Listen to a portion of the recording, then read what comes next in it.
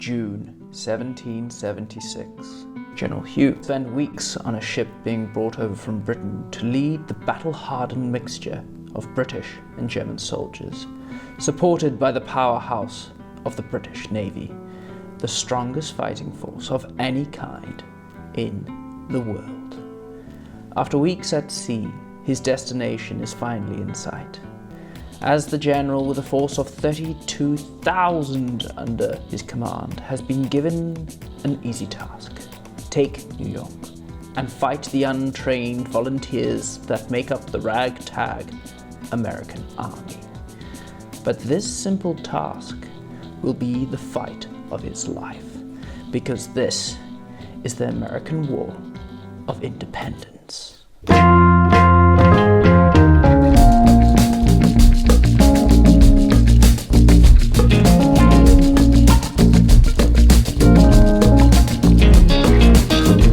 Hello and welcome to the channel, and this is part number 2 of a 5-part series on the American story. This time we're going to focus on the American War of Independence, an exciting underdog story.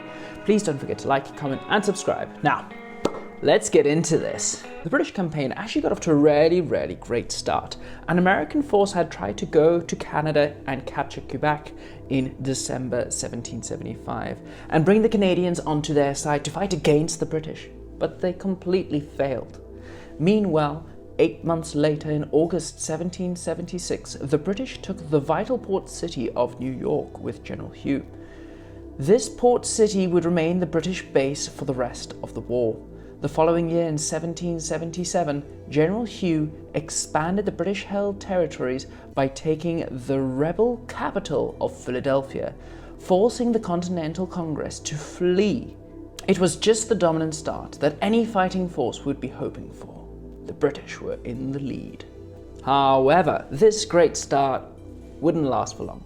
As the war dragged on, the British found it really difficult to sustain their early success. British strategy was actually directed 3,000 miles away in London. This meant that orders could take up to 3 months to get across the Atlantic, and orders took another 3 months to return, meaning that the orders that the British were getting were old and out of date, so they were pretty much useless. In addition to this, the British Army was hampered by the sheer size of the wilderness of the 13 colonies in America, which covered an area 6 times the size of the British Isles.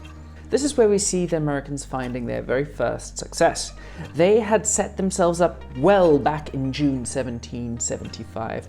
Congress had created something called the Continental Army to replace these individual militias inside the states. Congress chose a Virginian wheat farmer and former slave owner to be their commander-in-chief. I'm of course talking about the 6'2" giant of a man, George Washington. Hilariously, his only military experience up until that point was fighting for the British in the 7 Years' War against the French. But Washington made up for his lack of experience with sheer hard work and leadership, being able to turn the Continental Army from a band of rebels into a professional fighting force. The Continental Army had its turning point in 1777. When the British force were coming down from Canada to New York, they were of course commanded by General Burgoyne, who had a target of trapping the Continental Army in the south, not allowing them to come north. But the force was constantly being barraged by American rebels who attacked them. This was, of course, just because there was one road in use, and the British found it challenging to travel along this long road. This long road, of course, was obviously full of American wilderness and thick forests, so the Americans knew where the British were at all times and cut down trees to slow down their advance. To keep up their morals, the British started to sing a song called Yankee Doodle to mock the unorganized Yankee rebels. However, this song eventually became a source of pride for the Americans, who began to refer to themselves as Yankees. It was a complete backfire. After 5 months of this grueling travel coming down from Canada to New York State, 1.3 thousand of the British Army had either been killed, wounded, or captured in these long-running skirmishes along the road to New York. On the 17th of October, the Continental Army surrounded the remaining force of around 6,000 men at a town called Saratoga. 160 miles north of New York. In the ensuing battle, the entire army was forced to surrender and were taken prisoner. This was the real breaking point for the British in this war. At the start of the war, Congress had sent Benjamin Franklin, an American, a famous scientist and writer and poet in Philadelphia, to be their ambassador in France. When Benjamin Franklin brought the news of the American victory at Saratoga to the French king, Louis XVI, Louis XVI agreed to fight against their old foe, the British, on the American side. This was a European superpower, and France provided Washington's army with a crucial support, including 24 battleships as a navy, something that the Americans didn't have. Even though the British victory now seemed almost impossible, it was completely impractical, really. King George III and his ministers simply refused to give in, not accepting that one of their colonies was going to be able to take on the might of the British Empire.